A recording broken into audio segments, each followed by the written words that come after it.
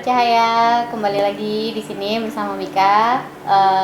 Terima kasih teman-teman sudah mengirimkan video-video soal twin flame, soulmate, dan karmic. Dan hari ini kita akan bahas itu dan explore lebih banyak lagi. Jadi kita bisa punya relationship yang sehat dan juga membantu perjalanan spiritual kita.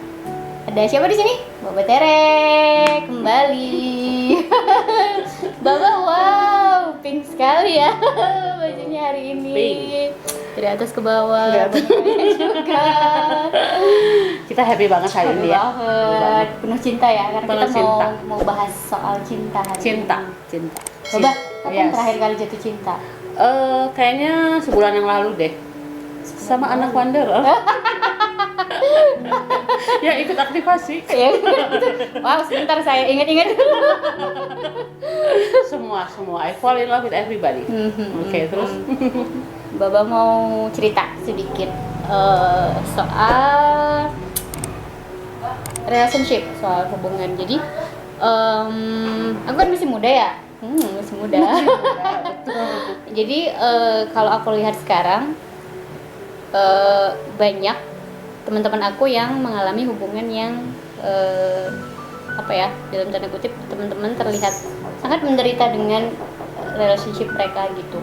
Kebanyakan teman-teman, bahkan teman-teman yang masih muda ya, yang kayak teman-teman remaja, SMP, SMA, mereka punya banyak akun yang mereka menceritakan soal kegalauan mereka, soal relationship yang mereka sudah aku kayak udah mau mati nih, nggak punya pacar sekarang gitu, atau banyak ikatan-ikatan yang tetap dipertahankan walaupun terlihat kayak kalau nggak bahagia kok, tapi kenapa tetap diterusin gitu. Nah itu banyak banget di kalangan teman-teman aku gitu. Nah terus menurut Baba apa yang sebenarnya sedang terjadi di kalangan teman-teman sehingga banyak sekali orang-orang yang tetap bertahan di relationship yang sebenarnya bikin mereka tidak happy gitu.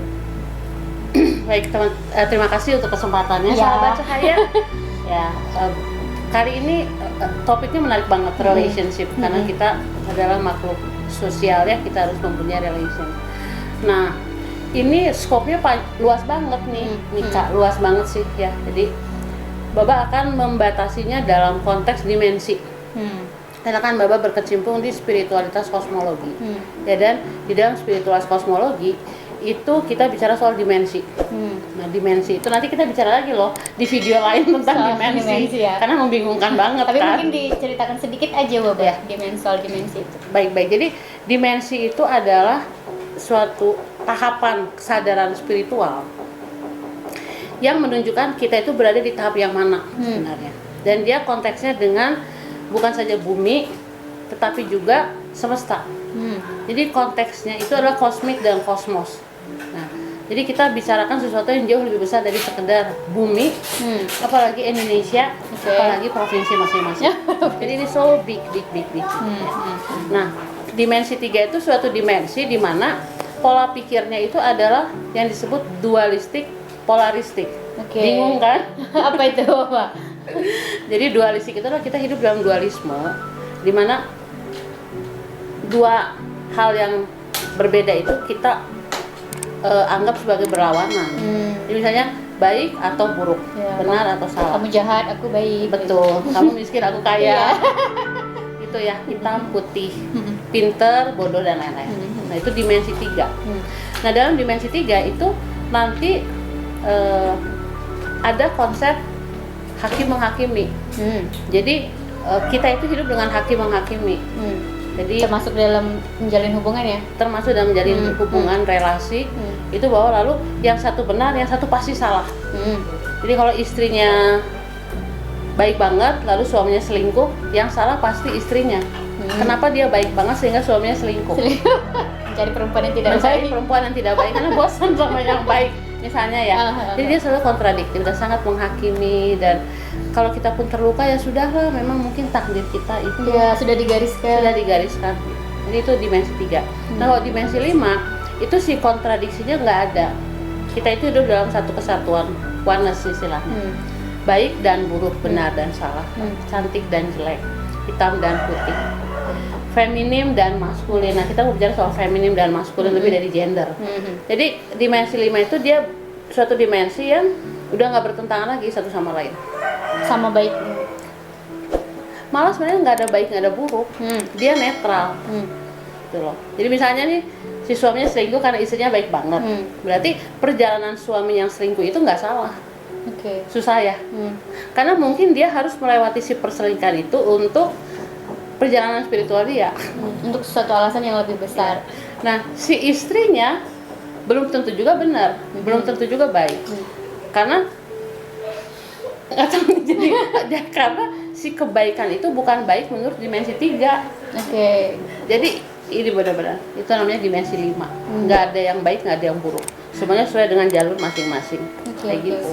Berarti mungkin bisa kita simpulkan sementara bahwa apa yang akan kita bicarakan selanjutnya nih, tadi kan kita temanya mau bicara soal soulmate, soal karmik, soal twin flame. Situ sepertinya kan masih akan banyak sekali dualisme soal siapa yang benar, siapa yang salah, siapa yang harus dicintai lebih banyak, segala macam. Mungkin kita akan masih bicara itu ya Baba, soal dimensi 3 gitu, dan mungkin itu akan ngebantu kita juga untuk berlepas segala macam. Nah, sekarang Mika mau tanya soal banyak teman-teman mungkin di luar sana sudah sering banget denger ya soal karmik, soulmate segala macam gitu. Itu apa sih sebenarnya Baba? Oke. Jadi hubungan seperti apa? Soulmate, karmik, twin flames. Itu kita mau bicara dari dimensi ketiga ya teman-teman ya. Dimensi ketiga di mana dasarnya adalah kalau nggak A atau B, baik atau buruk, benar atau salah. Nah, jadi konteksnya berpikir seperti itu. Nah, karena bedanya, soulmate itu yang kita sebut teman sejiwa. Oke. Teman sejiwa ya. Kalau karmic mates itu selalu ada hubungannya dengan reinkarnasi. Karmik selalu ada hubungannya dengan reinkarnasi. Jadi kalau misalnya Anda ngomongin karmic mates, tapi Anda nggak percaya sama reinkarnasi, berarti konteksnya nggak jalan. Jadi kalau karmic mate dia ada hubungannya dengan past life. Lalu di past life itu sesuatu terjadi sehingga kita akan membayar. Nah di dimensi 3 itu bayar-membayar, utang berutang itu kuat banget. Kalau dulu kita seperti ini, maka sekarang balasannya. Jadi konteksnya selalu tentang utang piutang. Itu karmik. Kalau twin flames itu twin itu artinya kembar. Flames artinya cahaya. Jadi ketika Big Bang terjadi, kita udah ngomongin semesta nih ya. Jadi kalau ngomongin twin flames nggak percaya sama Big Bang, salah juga. Karena dia harus spiritualitas kosmologi. Nah, ketika si Big Bang terjadi, kemana-mana kan itu percikan-percikan cahaya tuh. Nah, si percikan-percikan cahaya itu, dia itu lalu ingin merasakan bagaimana rasanya sebagai sang sumber atau sang logos atau Tuhan. Nah, konteksnya selalu seperti itu. Nah, lalu satu percikan itu lalu dia membelah dua. Yang satu jadi feminim, yang satu jadi maskulin. Lalu mereka pisah. Pisah selama ribuan tahun, ribuan inkarnasi. Masing-masing itu mencari experience, pengalaman, eksperimen, ya, ekspansi, evolusi untuk merasakan bagaimana rasanya menjadi feminim atau maskulin. Lalu nanti berganti. Nanti di kehidupan berikutnya dia jadi feminim, jadi maskulin. Nanti di kehidupan berikutnya harus wajib transgender, gay, lesbian, apalagi. Jadi itu harus dialami semua. Nah, nanti kalau udah prosesnya udah lama banget, nanti tiba-tiba ketika semua sudah dialami ya, lalu bertemu kembali, si cahaya itu bersatu kembali. Dia udah ngalamin jadi feminim, jadi maskulin. Nah, persatuan feminim maskulin itu dalam dimensi ketiga disebut twin flames. Tapi konteksnya itu orang salah. Orang pikir orang lain. Orang begini, aduh gue pengen ketemu twin flames dong. Terus nanti ada cowok cakep banget, suami orang. Kayaknya twin flames aku gitu. Karena kebutuhan. Karena di kehidupan sebelumnya tuh dia tuh sebenarnya kita, tapi kita nggak beres gitu. Terus kita tuh pengen ngeberesin. Tapi dia kok sama orang lain gitu. Jadi akhirnya terjadi konflik. Karena fokusnya masih di luar diri kita. Nah, itu namanya dimensi 3. Ya. Jadi dari 1000 pasangan paling satu yang benar-benar twin flames. Itu pun kebanyakan nggak perkawinan pertama, perkawinan kedua, ketiga, baru ketemu matchnya di situ. Gitu. Jadi kebanyakan yang udah tua-tua tuh. Kalau lihat spiritualitas di bule itu yang tua-tua 60 tahun baru ketemu, baru mereka bersatu sampai umur 80 90 tahun. Tapi pada awal-awalnya di bawah 50 belum. Karena masih pengalaman. Kan tadi itu ada 3 jenis tuh relationship tadi, ada karmic, soulmate sama twin flame. Twin flames. Nah, dalam perjalanan spiritual kita, dalam proses awakening soul kita, si relationship itu di hubungan-hubungan itu ada apa kaitannya, Bapak? Apa pengaruhnya ketika kita tahu bahwa ada twin flame, orang ini twin flame kita, orang ini soulmate kita, apa kaitannya sama perjalanan spiritual kita? Kaitannya itu dengan menaikkan tingkat kesadaran nih Kak. Jadi konteksnya jangan gini, ya ada yang kosong dalam hidup aku, kamu kayaknya soulmate aku, kamu isilah kekosongan hidup aku, gitu, nggak bisa gitu. Ya, nggak bisa, karena nanti di reinkarnasi berikutnya itu akan terjadi lagi dan dia akan berlangsung ribuan tahun, terus menerus. Tapi yang harusnya kita pikirkan adalah soulmate, twin flame atau bahkan karmic sekalipun itu konteksnya meningkatkan tingkat kesadaran kita. Jadi misalnya gini, kita terjebak sama karmic mates, menderita banget, abusive, kekerasan dan lain-lain. Nah, lalu kita lihat apa pembelajaran dari relasi itu sehingga saya mempunyai tingkat kesadaran lebih tinggi tentang Tuhan, semesta, dan tentang diri saya. Sederhana sebenarnya. Sederhana itu gitu. Nah, saya mau ngomongin soal twin flames dimensi kelima. Jadi twin flames dimensi kelima itu udah bukan orang lain yang jadi twin flame. Jadi diri kita sendiri ketika akhirnya kita itu menemukan sisi maskulin kita dan feminin kita di diri kita sendiri. Baru twin flames dimensi 5. Gitu. Jadi dan twin flame itu nggak cuman suami saya, pacar saya, enggak. Siapapun bisa jadi twin flames. Anak, kebetulan twin flame saya anak saya sekarang. Ya, jadi twin flame itu bisa siapapun juga. Gitu. Ya, itu di dimensi ketiga. Ya, tapi si relasi itu harus menjadi cermin bagi kita. Kalau kita perempuan, maka si relasi itu mencerminkan maskulinitas kita dan vice versa. Nanti dalam naik tingkat kesadaran ke tingkat berikutnya, kita lalu mempersatukan feminin maskulin kita dalam diri kita. Si twin flames kita yang adalah orang lain, dia juga harus menjalani perjalanan itu. Dia juga harus menyatukan si maskulin femininnya seperti itu. Nah, untuk itu ada berbagai macam relasi. Jadi bukan untuk mengisi kekosongan hati, ya apalagi gini, mendingan kawin daripada nggak ada yang membiayai dapur. Jangan itu. Daripada jadi perawan tua. Apalagi gitu ya. Nah, itu nggak masuk banget. Bapak tadi kan ada salah satu hubungan yang mungkin paling banyak aku lihat di teman-teman kan kayak tadi mungkin karmik ya, karena banyak banget teman-teman yang menderita segala macam gitu. Nah, apakah hubungan itu pada akhirnya hanya sekali atau hubungan karmik itu bisa berkali-kali, Bapak? Terjadi dalam sekali perjalanan kita? Apakah berkali-kali? Jadi hubungan karmik itu berkali-kali. Sampai si pembelajaran dari hubungan karmik itu kita dapat. Dan pembelajaran itu selalu tentang diri kita, bukan tentang dia. Jadi tentang ternyata unconditional love seperti ini. Ternyata pemenuhan kebutuhan cinta harus saya alami sendiri. Ternyata Tuhan itu jauh lebih besar dari figur karmic match kita. Dia harus sesuatu yang bersifat jiwa, Tuhan, koneksitas, semesta. Gitu. Ya. Dan itu harus dilakukan berkali-kali sih. Jadi misalnya ada relasi di sini karmik nih, wah menderita banget kita, wah udah sampai berdarah-darah gitu. Nah, berani nggak kita keluar dari relasi itu? Karena saya berharga untuk tidak mengalami relasi yang penuh dengan penderitaan itu.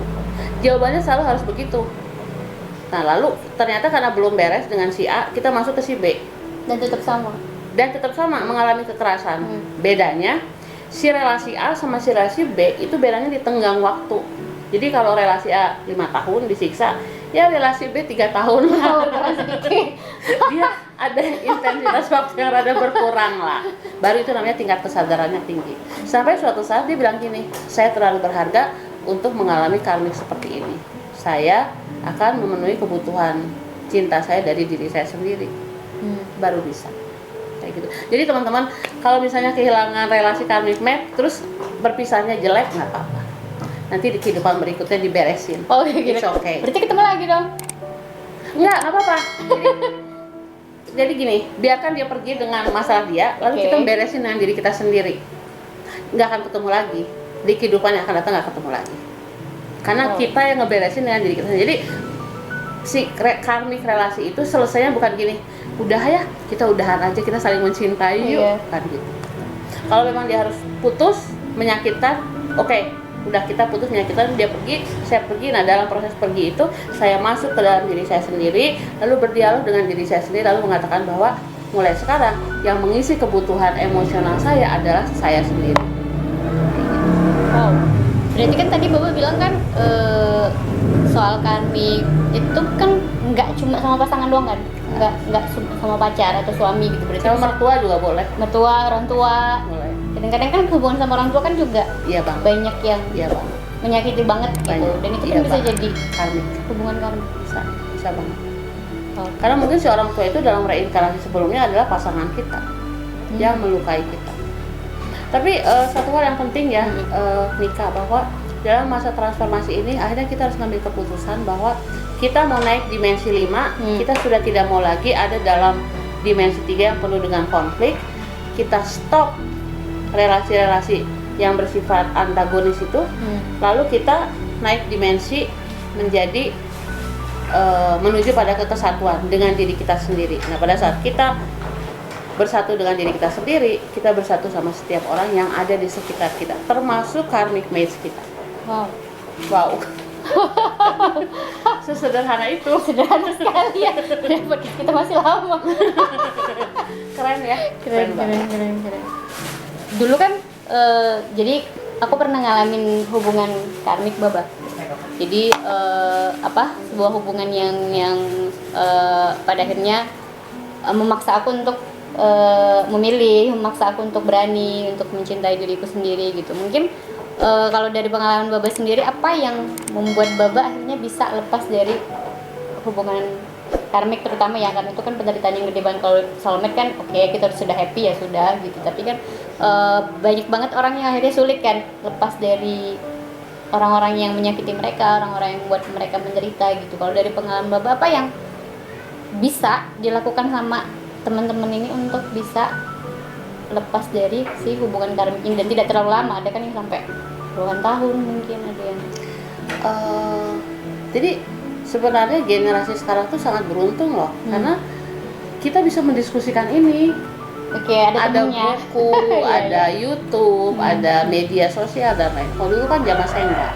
Jadi sebenarnya kalau misalnya teman-teman sahabat saya mengalami relasi yang menyakitkan, ketahuilah dunia itu luas banget. Dunia itu luas ya. Bumi juga planet-planet lain. Jadi kehilangan satu orang nggak apa-apa. Kasih izin kepada diri sendiri untuk kehilangan orang yang menyakiti kita. Jadi teman-teman, kalau terlalu terluka berani tinggal. Ya. Lalu masuk dalam kekosongan itu. Emang si kekosongan itu lebih sakit daripada meninggalkan relasi yang menyakitkan. Karena relasi yang menyakitkan itu bisa kita kontrol, minimal ada yang kita kontrol. Tapi kalau kekosongan nggak ada yang kita kontrol kecuali kita sendiri. Nah, keberanian meninggalkan relasi yang abusive itu akan memberikan space atau ruang untuk diri kita sembuh. Nah, setelah sembuh, semesta itu ada hukum semesta, Mika. Seperti apa, Baba? Semesta tidak bisa berfungsi dalam kekosongan. Semesta akan selalu mengisi kekosongan itu dengan sesuatu yang sama atau berbeda, dengan sesuatu yang sesuai dengan law of attraction kita. Jadi kita lalu pikirkan relasi seperti apa yang kita inginkan. Nah, dengan itu kita menciptakan relasi seperti apa yang kita inginkan, dan itu butuh waktu sih.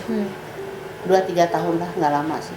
Nanti ketika kita udah kosong, lalu kita udah sembuh, nanti kita akan mendapatkan relasi yang jauh-jauh lebih menyayangi kita daripada relasi karmik tersebut. Jadi yang penting sebenarnya keberanian sih. Dan keyakinan bahwa kita begitu berharga sehingga kita jangan mau terlibat dalam penderitaan yang terlalu apa ya? Kuat. Karena ada hal lain di kehidupan ini yang lebih baik daripada penderitaan. Ada kebahagiaan. Oke. Baba mau tanya, apa namanya? Tadi kan ngomongin soal relationship itu tadi, yang 3 itu tadi kan kebanyakan orang kan sebenarnya ngaitnya kan lebih banyak dengan pasangan. Nah ini aku mau nanya soal seberapa penting sebenarnya kalau untuk perjalanan spiritual kamu punya pasangan gitu. Karena kan aku melihat juga ada rohaniawan, awam, ada Buddha, segala macam gitu. Itu kan sebenarnya mereka tidak mau ribet dengan punya pasangan kan. Hidup mereka ya untuk semesta gitu. Nah, kalau menurut Baba sendiri apa sih hal yang paling gede yang mungkin kita bisa dapat ketika dalam kehidupan yang ini kita punya pasangan, dan apa yang mungkin tidak kita dapat ketika kita tidak punya pasangan? Jadi jangan berpikir bahwa orang di biara nggak punya pasangan loh. Mereka punya komunitas. Nah, komunitas itu berelasi dengan mereka. Jadi setiap orang punya relasi. Belum tentu relasi perkawinan, tapi bisa relasi komunitas. Nah, si relasi itu penting banget. Kalau nggak ada cerminan dari diri kita. Jadi kalau di dimensi ketiga itu orang lain adalah cerminan diri kita. Kalau kita mau mengenal diri kita sendiri, itu kita mengenal melalui orang lain. Dan nggak mesti pasangan. Dan nggak pasti pasangan, bisa juga tetangga sebelah, bisa juga kepala sekolah, bisa siapapun juga, nggak harus. Sampai suatu saat si cermin itu nggak perlu lagi. Oke. Karena kita sudah menjadi semua yang ada di cermin itu, kita sudah menjadi satu di sini. Jadi kita nggak perlu lagi relasi itu, seperti itu. Lalu kita tidak usah lagi berinvestasi terlalu banyak terhadap relasi. Tapi kita hanya berelasi secara apa ya istilahnya ya, secara alamiah kali ya, nggak terlalu maksain diri gitu loh. Kayak aduh gua kan nggak bisa deh sama dia, gua harus sama dia, itu tuh masalahnya. Kayak jadi tujuan hidup banget gitu.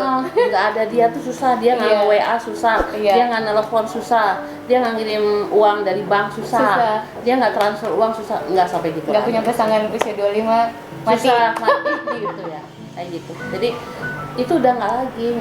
Yang ada adalah relasi dengan diri kita sendiri dan kita nyaman dengan itu.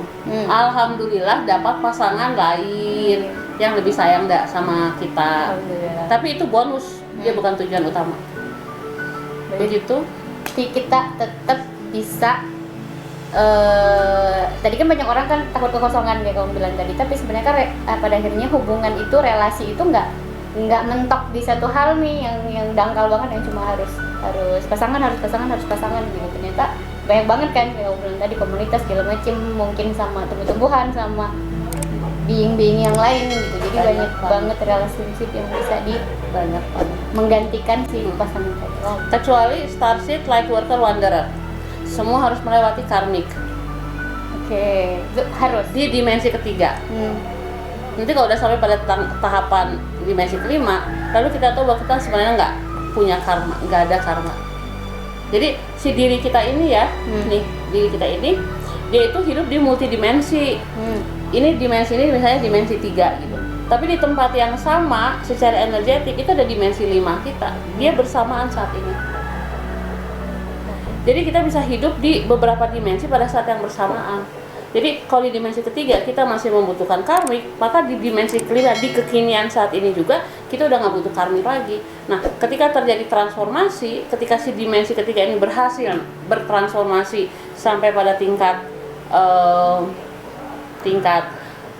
bersatu dengan bagian feminin maskulinnya, nanti dia bersatu sama si bagian yang ada di sini yang sifatnya energetik, nanti dia bersatu. Baru dia naik tingkat ke dimensi lain. Si raga ini hanya sebagai sarana, dia akan mati terkubur atau dikremasi lah. Kalau dia meninggal gitu. Dan ini complicated ya. Tapi ini akan dijalani selama 20, 30 tahun, 40 tahun ke depan ya. Nah ini tuh Mika, untuk anak-anak yang lahir sekarang ini lebih gampang menerima konsep ini daripada yang tua-tua. Karena mereka lahir itu udah ada DNA cakra yang ada di dalam diri energetik mereka.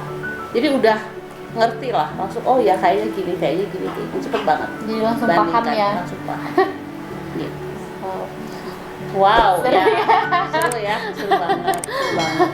Oke, bye-bye. Jadi kayak segitu dulu pertanyaan-pertanyaannya. Emang membahas soal pasangan, membahas soal relationship kayaknya emang butuh waktu yang nggak panjang gitu. Aku juga melihat bahwa kadang-kadang kita agak terlalu fokus sama pasangan mungkin karena kita didikte dari kecil juga ya gitu. Kayak aku inget kalau waktu kecil kayak misalnya kita malas mandi pasti dihubungkannya nggak punya suami. Kalau kita malas nyapu pasti dihubungin ke suami gitu kan, bisa ada alasan lain gitu nggak ke situ, kotor atau apa gitu. Tapi ya itu kita udah didoktrin dari kecil. Tapi mungkin setengah jam pembahasan kita tadi cukup membantu teman-teman untuk mulai menyadari bahwa hidup teh nggak cuma fokus untuk pasangan gitu. Nah, kalau misalnya teman-teman masih punya pertanyaan lain atau ada hal-hal yang teman-teman masih belum menemukan jawabannya di video ini, boleh sharing di komen. Nanti kita buatkan lagi videonya gitu. Bapak, terima kasih banyak untuk sharingnya, untuk cintanya. Sampai jumpa teman-teman. Salam sahabat cahaya. Dadah.